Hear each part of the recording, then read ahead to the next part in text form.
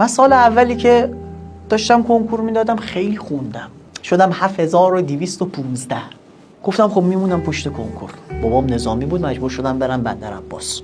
2-3 ساعت بیشتر نمیخوابیدم. یعنی پدرم صبح بلند میشد بره سر کار، من نگاه میکرد میگفت سجاد نخوابیدی هنوز؟ گفتم نه. گفت بخواب مریض میشی پسر. شبانه روز خوندم، رتبم قطعا زیر 200 میشد. عید سال 92 حرکت کردیم، قرار شد از بندرعباس بیایم رشت. شب بود، هوا هم یه هوای خنک بود تقریبا. من همینجوری داشتم فکر میکردم که برم سر جلسه کنکور، اینا رو میزنم میچرخونم، اون دانشگاه قبول میشم. همینجوری داشتم برای خودم رویا پردازی میکردم. چشامو بسته بودم و داشتم رویا پردازی میکردم.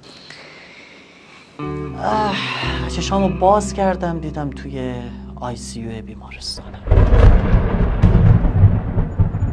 تصادف کرده بودیم، چپ کرده بودیم، از ماشین پرت شده بودم بیرون. روزی که کنکور داشت برگزار میشد من توی بیمارستان بودم.